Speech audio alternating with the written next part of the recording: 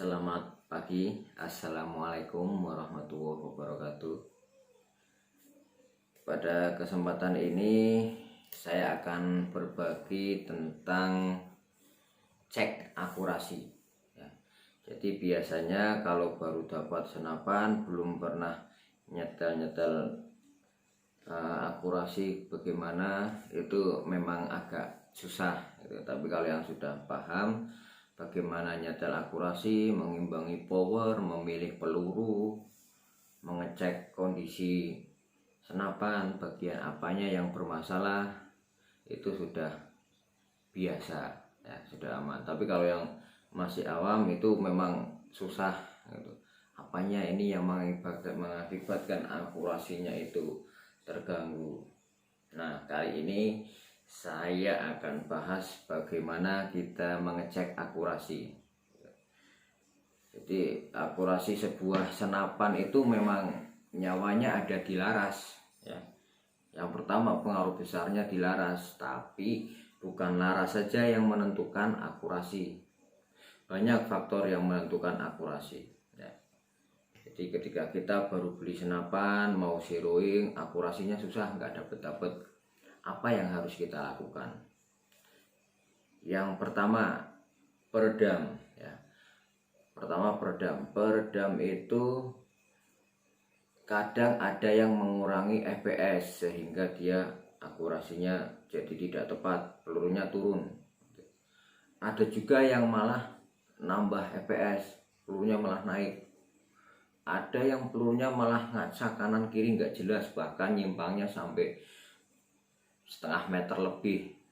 Itu karena pelurunya nyerempet atau nyenggol sama peredam.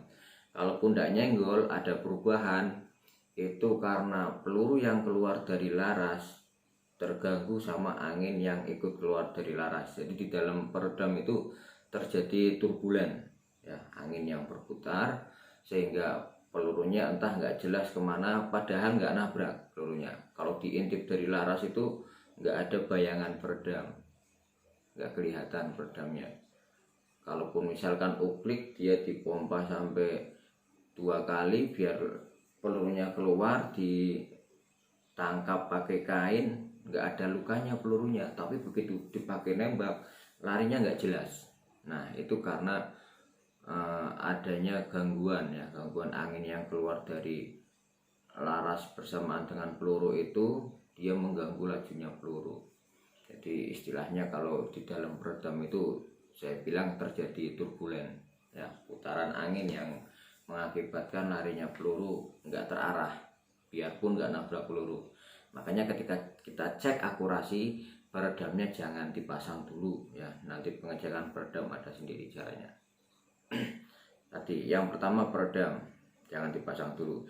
Yang kedua, magasin juga nggak perlu dipasang ketika kita melakukan cek akurasi, kecuali magasinnya itu sudah normal, sudah lancar.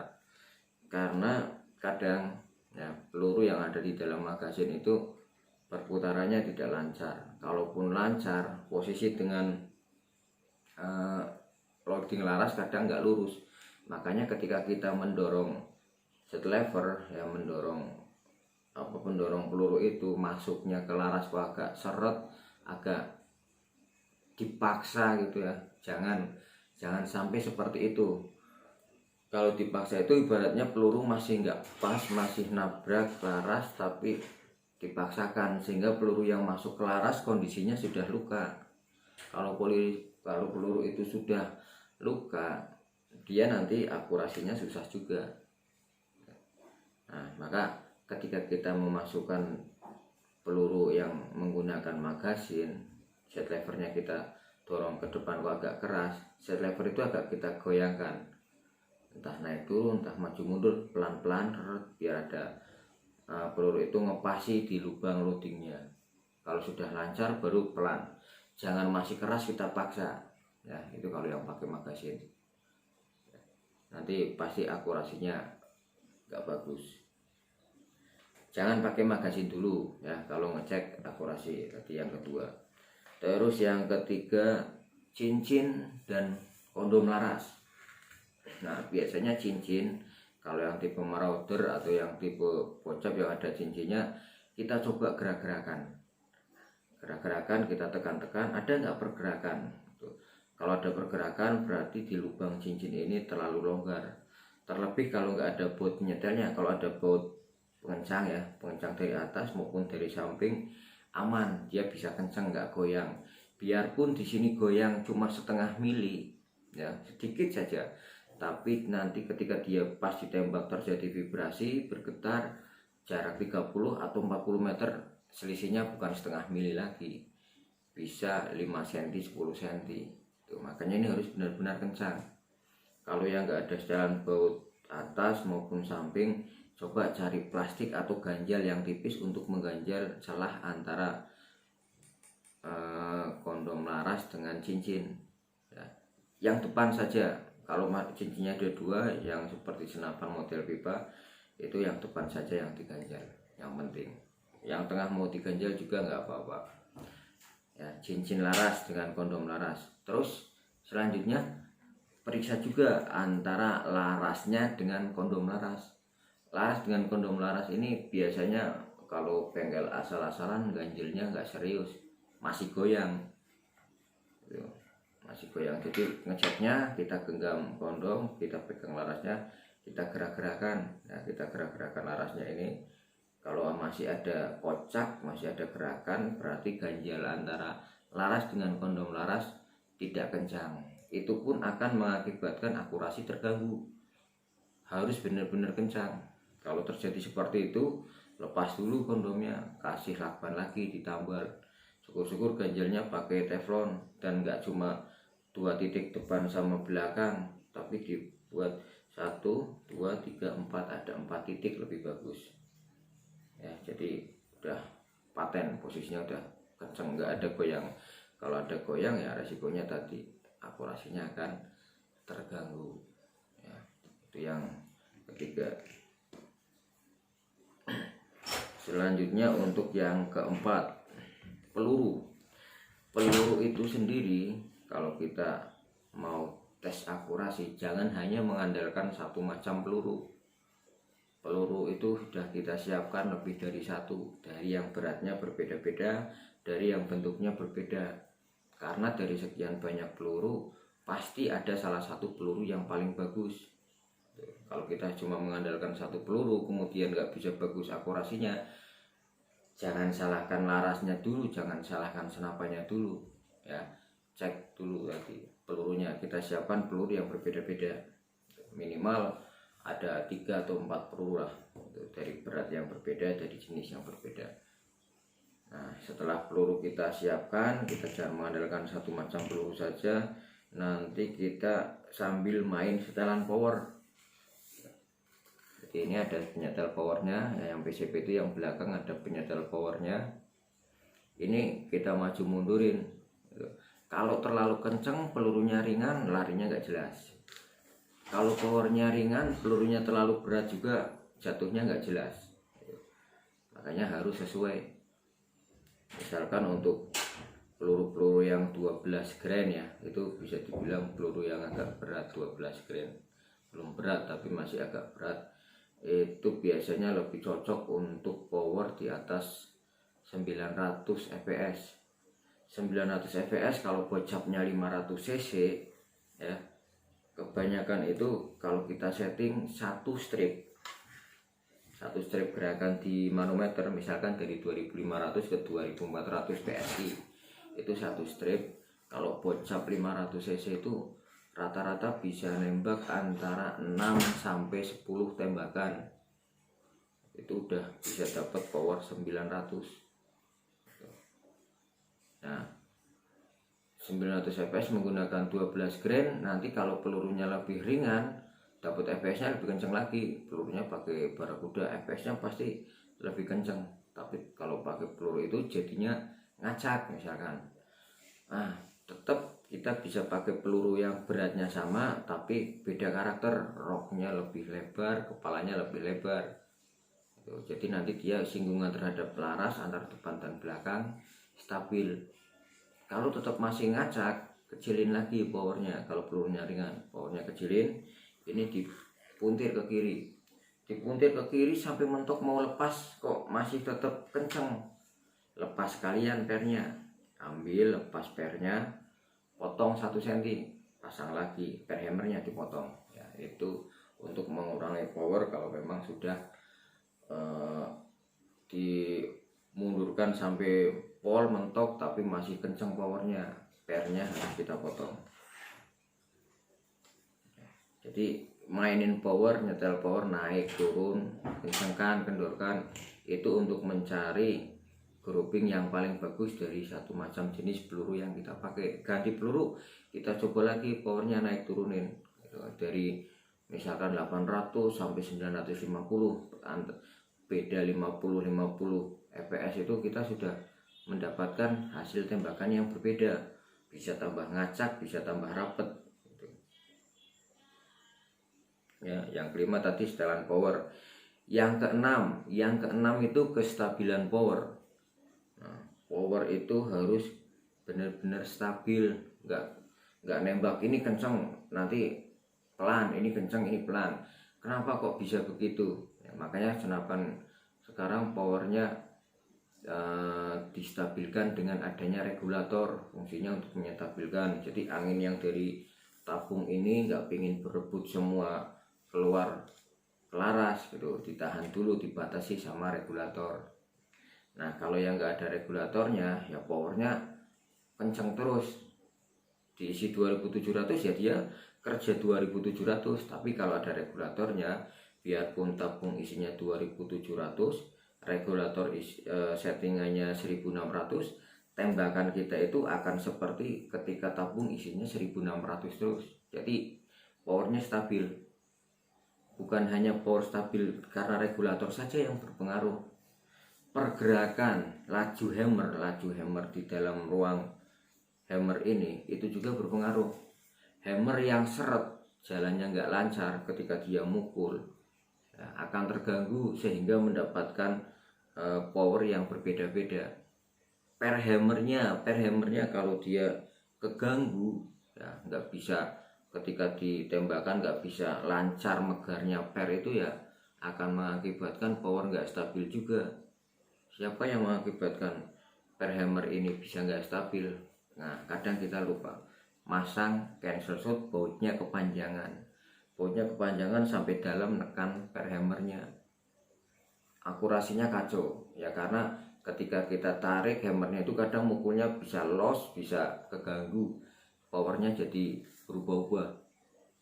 Nah, nggak cuma masang bautnya yang kepanjangan sampai akhirnya nyentuh per, tapi bisa juga celahnya yang buat cancel shot ini sama dengan cancel shotnya seret, jadi gerakan ini seret, kadang lancar kadang seret, itu juga akan mengakibatkan power yang nggak stabil, beda-beda. Makanya kalau orang suka akurasi, cancel shotnya dilepas, takut ganggu. Hammer juga dibuat licin gitu. Lajunya maju mundurnya bagus, nggak sampai terjadi sendatan sehingga mengganggu kestabilan power ya, power di hammernya. Makanya kadang menggunakan pernya yang bagus sekalian biar dia konstan hentakannya itu ya. Kestabilan power didapat dari itu, dari regulator. Kalau ada regulator, kalau nggak ada pun nggak masalah. Terus dari lajunya hammer. Satu lagi kebocoran, angin yang bocor ya, karena adanya o-ring, misalkan o-ring di grendel, ada yang bocor ketika ditembakkan, lubang yang di pentilnya itu nggak pas, ketika ditembakkan banyak yang kebuang ke belakang, itu juga akan mengakibatkan powernya nggak stabil. Makanya butuh benar-benar rapat, biar rapat, biar stabil. Sama seperti senapan oklik kalau banyak kebocoran atau klepong pompanya nggak maksimal, di pompa 4 antara pompanan 1 sampai ke 10 kali pompa 4 kali beda hasilnya, karena angin yang tersimpan berbeda juga karena kurang rapat tadi. Kestabilan power. Yang ketujuh, laras. Nah ini laras itu sendiri, kalau 1 sampai 6 tadi sudah dicek, sudah kita cek semua, baru kita cek larasnya. Nah, laras itu bisa kita cek dengan cara melepas single shot atau magasin ini kita lepas. Nah, kemudian kita intip dari depan, lubang larasnya kita intip dari depan. Di sini kita kasih kertas putih, bila perlu kalau kurang terang di center dikasih lampu. Nanti kita intip dari depan, alurnya itu kita intip dari belakang ke depan. Itu ada cacat nggak alurnya, ada yang bengkok, ada yang alurnya putus apa enggak. Kalau ada yang alurnya putus, alurnya bengkok, segera minta tuker laras ya, karena itu laras cacat. Kalau seperti itu nanti hasil akurasinya tetap jelek. Tapi kalau dilihat dari depan belakang lurus, bagus, bersih, nggak ada bengkok, alur juga nggak ada yang putus, groove-nya juga sama rata, bagus lah pokoknya. Itu berarti laras itu nggak masalah. Tapi perlu kita cek juga loadingnya laras. Loading itu bagaimana membuat bagian depan pangkal laras ini ketika dia dimasuki pelurunya nggak sampai terluka, lancar, nggak terlalu seret, nggak terlalu longgar. Terlalu seret peluru masuk luka, terlalu longgar anginnya nggak bisa nutup rapat, masih ada angin yang kebuang ketika ditembakkan. Itu membuat loadingnya. Terus yang depan ini benar-benar rapi, bagian ujung depan laras ini rapi. Ya, kalau saya bilang kemarin ngetesnya pakai cotton bud, dimasukin ke laras, kemudian tarik. Kalau ada satu serat saja yang nyantol, berarti masih ada yang tidak rapi di depannya. Nah, kalau mau rapi berarti itu nggak ada serat di cotton bud yang nyantol ketika kita masukkan dan kita tarik. Bentuknya rapi, bersih yang depan. Ya, karena ini tempat keluarnya peluru, kalau ada yang ganggu pelurunya jadi larinya terganggu juga.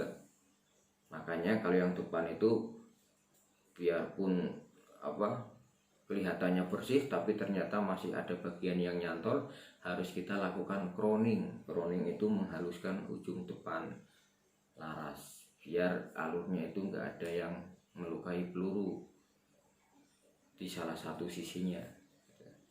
Ya, laras itu kita cek kondisi alurnya bagus apa tidak, kita cek loading, bahkan bila perlu kita buatkan crowning di depannya ini. Itu untuk larasnya. Kalau sudah ketahuan larasnya cacat, minta tuker ya sama yang jual, entah itu senapan, entah itu larasnya itu sendiri, apalagi kalau digaransi. Selanjutnya yang ke-8 adalah teleskop. Teleskop ini juga kadang bermasalah. Ada teleskopnya benar tapi lambat ketika dia merubah setelan. Ketika kita setel itu nggak langsung turun, lambat turunnya karena mungkin per penahan yang ada di dalam setelan teleskop itu dia terlalu keras, sehingga ketika ditekan dia nggak langsung bergerak ke bawah, nunggu waktu dia baru bergerak dan baru ngepaskan. Kalau kita puntir tembak masih nggak pas, tembak lagi berubah lagi. Nah, jangan terlalu cepat kita nguji tembakannya. Teleskopnya benar tapi per penahan tabung penyetel di dalam tele itu yang terlalu keras. Kalau terlalu keras enaknya nantinya dia nggak berubah-berubah kuat, tapi pada saat penyetelan masalahnya seperti itu, nggak langsung ketemu titik yang pas kalau kita nyetel tele. Atau memang telenya itu sendiri yang bermasalah, ya dudukan retikelnya kendor, jadi dia goyang-goyang berubah-berubah. Nah, kalau kita ketemunya seperti itu, sudah kita lakukan cek 1 sampai 7 tadi, ya dari mulai peredam sampai laras tadi nggak ada masalah, kok ketemu di teleskop, coba ganti teleskop yang lain dulu, pinjam teleskop di senapan lainnya buat nyeting. Kalau udah ketemu, berarti masalahnya di tele. Nah, tele tadi bukan telenya yang bermasalah karena berubah-ubah, bisa juga karena tele sudah di upgrade ya, dia lebih kenceng pernya, disetel nggak langsung nyetel, butuh waktu untuk berubah. Ya, tele bisa ganti tele untuk mengecek bahwa tele yang dipakai itu normal apa enggak. Bila perlu tele yang tadinya dipasang di sini dicoba di senapan lain, senapannya dicoba ngacak apa enggak. Kalau ngacak ya memang telenya, kalau enggak berarti telenya enggak masalah sebenarnya. Yang kesembilan, trigger. Nah, trigger ini juga berpengaruh ini. Trigger kalau terlalu keras, kita nembaknya dari kanan, itu akan cenderung jatuhnya peluru nanti di sebelah kanan titik. Bukan karena larasnya bengkok, ya bukan karena settingan telenya kurang visum. Nanti kalau kita nggak tenang, narik triggernya terlalu keras, dia pasti geser ke kanan. Nah, triggering namanya, masalah pada triggernya kurang pas, terlalu keras, akhirnya geser kanan. Kalau kita nembaknya dari kiri, tembakannya selalu bergeser ke kiri. Nah, karena triggernya terlalu keras. Yang terakhir yang paling penting itu adalah kondisi jiwa penembaknya. Kalau kita kondisinya lagi suntuk, lagi males, lagi marah, zeroing juga susah, nggak ketemu. Nah, kita lebih enjoy, lebih tenang, zeroing akan terasa gampang. Jangan gila, kalau gila nanti nggak bisa zeroing juga, jiwanya harus normal ya. Itu saja yang bisa saya sampaikan, 10 hal yang bisa kita lakukan untuk mengecek akurasi. Semoga itu bermanfaat buat teman-teman yang masih main senapan, bagaimana menentukan akurasi, mengecek akurasinya, seperti itu ya. Kalau nyetel tele kan sudah bisa, tapi setel yang nggak ketemu akurasinya itu bagaimana. Nah, semoga ini bermanfaat ya, bisa diserap ilmunya untuk kita mengatasi akurasi senapan kita yang ngacak gitu. Kalau larasnya tetap ngacak, jangan sungkan hubungi saya, minta laras purba buat ganti senapannya. Laras purba mau panjang berapa, OD berapa, hubungi saya. Mau pakai peredam yang bagus, yang bisa bongkar pasang kalau kita mau nembak, jadi nggak takut kalau dipasang harus nyetel lagi. Di saya juga ada peredamnya. Kalau peredamnya ada yang Excel, ada yang Angel, ada 2 macam. Itu.